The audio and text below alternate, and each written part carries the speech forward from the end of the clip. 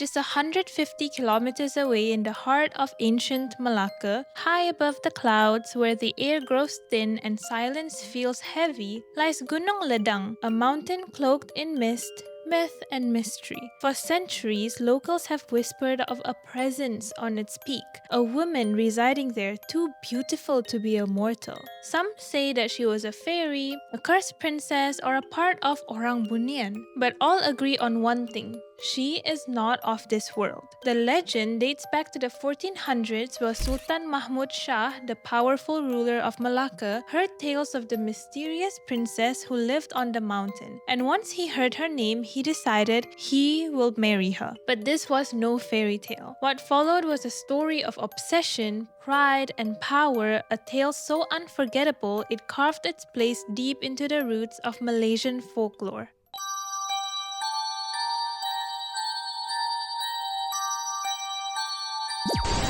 Content warning. This video includes description of violence, murder, death, rituals, and other supernatural content. Listener discretion is advised, as some stories may be unsettling or sensitive to certain audiences. Turn down the lights, snuggle up tight, and get ready for another Tug Tales. What happens when the line between fact and folklore blurs? Welcome to Tug Tales, where urban legends meet true crime and myth aren't always just stories. My name is Safrina, your host for the episode. And my name is Diski. And today, following the Orang Bunian story, we are going to be telling you one of the more famous urban legends or folklore in Malaysia. The legend of Penunggu Gunung Ledang, or in English, it is called the Princess of Mount Ophir. Puteri Gunung Ledang is a prominent folktale from Malaysia centered around Sultan Mahmud Shah, the historical ruler of Malacca from 1488 to 1511. So it's a very old folklore. As a disclaimer, while the story is centered around real historical figures, the Sultan was real, there is no evidence that this part of his reign ever happened, so today we are just sharing this with you as a mere urban legend, just for you to know more about Malaysia. At some point during Sultan Mahmud's reign, his wife had passed away, making the Sultan very mournful. His advisors and council had tried to present him with many princesses and daughters of prominent figures from all over Malacca, because he's still young. He can remarry and have a fruitful wedding, a fruitful marriage, and have more kids. But the Sultan had always said no. He rejected all of them. Until he heard the stories of a beautiful princess that sits atop the Gunung Ledang. She was known to be graceful, pretty beyond mortal capabilities. Wow. And the Sultan was very interested. Okay. Oh my god, there's this beautiful lady on top of the mountain. Who wouldn't want that? Until this point, nobody had come even close to his late wife. Maybe this time he thought it would be different. The Sultan, determined to claim her as his queen, gathered his advisors and announced his plan. I shall climb the mountain and ask for the hand of the princess myself. She is the only woman worthy to be my queen, and no challenge will stop me. Wow. What a king! Nevertheless, Gunung Ledang was just not any mountain. It was a place of magic and mystery, so his advisors would not have it. They were worried for their sultan's safety. Of course. I mean, what if something were to happen to him? Who's gonna rule the country? All that, right? They urged him to send a delegation instead, which in the end, he said, okay, we'll just send a delegation. The delegation consisted of messengers that were notable figures in the history of Malaysia, like Tun Mamed, and in some versions included the legendary warrior Hang Tuah to deliver his proposal. As the messengers set forth with their journey, climbing the rocky mountain, crossing through rivers, and obstructed view from stormy clouds, they had so many challenges just to get to the top of the mountain. They did in the end manage to reach the peak of Mount Ledang. Tun Mamat was amazed as to what he was witnessing at the top of the Mount Ledang. The place had been beautiful, with a garden filled with blooming flowers, and the calm chirps of the birds were heard. So unlike the journey he had taken to get there, the journey was a nightmare, and then he reaches this and he's like, wow. As he was basking in the beauty of it all, he noticed that an old lady had mysteriously appeared in front of him. Who are you?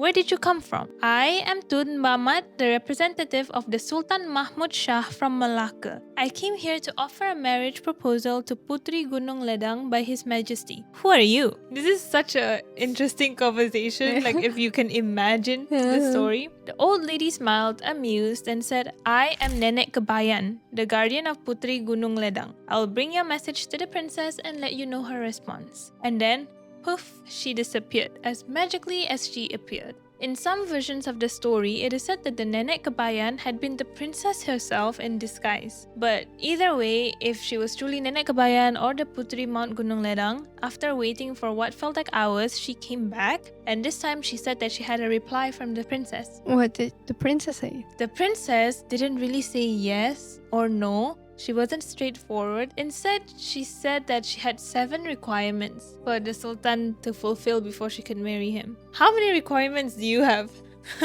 For my potential future husband? A lot, actually. More than 7. Yeah, so 7 is pretty good, right? Yeah. But Diki's 7 is insane. What is it? First, she wanted a golden bridge connecting Mount Ledang to the Malacca Sultan's place. That's crazy. Second, beside the golden bridge, she wanted a silver bridge that connected the Sultan's palace to the princess's home. Third, she needed 7 trays of mosquito heart. Fourth, 7 trays of lice heart. How can you get mosquito's heart and lice heart? It's super hard. Yeah. 5, 7 jars of tears of virgins. 6, 7 bowls of young betel nut juice. And 7, the last of all, is 1 bowl of His Majesty's son Raja Ahmad's blood. Just said she doesn't want to marry him. Yeah, it's like your requirements are so impossible. Just say no. Yeah. Again, the 6th and 7th requirement actually changes based on the version of the story you read. Some say that the 6th is actually asking for the Sultan's son's blood, and then the last one is his own blood. But a lot of people share this version of the story more, maybe because it's more entertaining, I'm not sure. Regardless, Tun Mamat, he's like shocked. He's like, what type of requirements are these? He's in disbelief, you know? But he couldn't really share his thoughts at that moment, and he was just a messenger. So he did all those challenges again. He went down and he met His Majesty, and he said that, hey, you know, these are the list of requirements that she needed. He thought, there's no way he would agree to fulfill them. Yeah. Like, it's impossible. How can he do that? But to his surprise, maybe because the Sultan just wanted to prove something, or because he was really convinced to make her his wife, he said, okay, I'll do it. Oh my god, he never even saw her. Yeah, he didn't even see her yet. He just Yeah. heard tales, imagination. He summoned his best architects to begin designing the golden bridge and the silver bridge, employed all his workers to start making it, and he had become obsessed with this venture to the Whoa. point where he became cruel to his own kingdom and people. These bridges were very challenging. Of course. So he just told his workers to work day and night, day and night. And on the other hand, his other men scoured the land for mosquitoes and lice just to fulfill 7 trays. Do you know how much 7 trays is? It's like a lot, you know? While other men were assigned to collect the tears of virgins. Even the impossible nature of these tasks never swayed him. He's like, I'm gonna fulfill everything. Unexpectedly, after weeks, months, and even years, he managed to fulfill all 6 conditions. Oh, really? But then it was time for the 7th one, his own son's blood. He only had 1 son and he loved him. And he realized, you know what? I can't do it. Aw, what a good father. But like, is After it all this, all his blood, like draining the blood Yes. from his blood? not all his blood, but 1 bowl, and it's a lot. You have to take Oh, yeah. that's a lot. If you lose like a few pints of blood, you can die. I thought it was like only one small. No, 1 whole bowl. Oh. But I'm like thinking, couldn't he just say no from the beginning? Like now what? You have 2 bridges and you have mosquito and lice hearts. As he gazed out from the chambers of his bed to the distant peak of Gunung Ledang, he had the view of the mountain, by the way. Bathed in moonlight, he wondered if the price he was asked to pay was too high. And another thought came into his head. Could it be that the princess had no intention of marrying him in the first place? He only realized now. He's like shook. Like, I would never be able to fulfill them. What if she just didn't want to marry me, you know?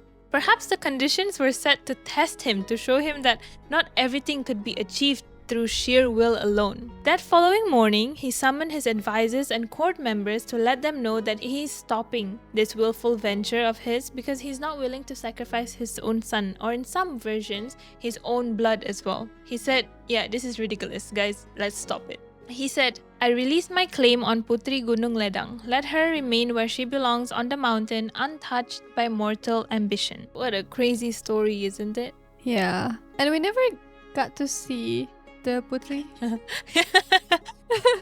After all that, he never actually saw. What if she's like not that pretty? Yeah. But if a guy did all that for me, I'm like, whoa, touched. Or maybe he's like obsessed. Obsessed, weird. In this version, he never really knew why the princess gave him all these conditions, but in other versions, the princess actually came to him and told him that she didn't know how to say no to a king. So she just thought if she made these impossible requests, he would never be able to achieve it. But he tried to do it anyway. It was actually just her excuse to say no. But there's also another backstory to the princess's life, the reason as to why she rejected the sultan. So she once was a married woman. She married a heroic Malay seafarer named Nakoda Ragam. She loved him and he loved her back very dearly. One day though, Ragam came from behind her as she's sewing and he's in a playful, goofy mood, and he went and he tickled her.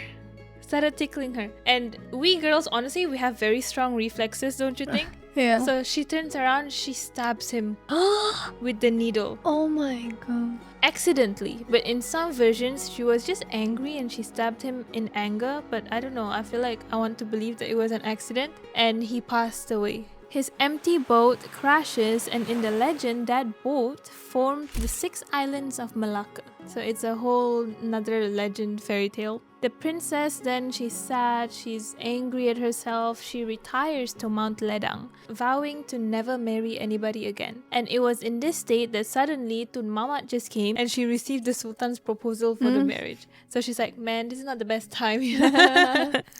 In the folk tale, the sultan is described as someone who loves his son dearly. He didn't want to sacrifice him, remember? So that's the 7th requirement. But in reality, the real story of Sultan Mahmud Shah, he lost Malacca to the Portuguese in 1511 CE. Oh. And then he proceeded to kill his son Ahmed in 1513 because he told him, you should go and recapture Malacca, and he failed to recapture. What a horrible person. So as punishment, he killed his son. But he didn't even manage to defend his own kingdom. The folk tale seems to portray Mahmud Shah as a king who would not harm his son for personal reasons, but yet in real life he killed him for military failure. So I just found this aspect to be really interesting. Like sometimes folk tales take a few inspiration from real stories and then make another new stories, right? Yeah. And that is the story of the urban legend of Penunggu Gunung Ledang, or the Princess of Mount Ophir. Today's episode was not scary at all. Yeah, It but was it's really interesting. Yeah, it's a bit fun. It's like lighthearted.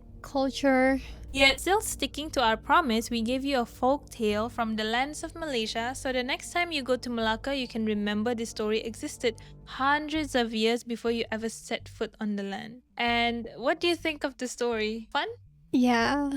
I hope you guys had fun as well listening, and even though it's a short one, we hope you guys had a good time. And just let us know in the comments if these type of urban legends are your forte, and we will get back to you with similar stories. If you're someone who loves creepy stories based on legends, just tune in for episodes in English with me as your host every Friday, and with Diskies on Tuesday on all podcasting platforms such as Spotify, YouTube, Apple Podcasts, and more.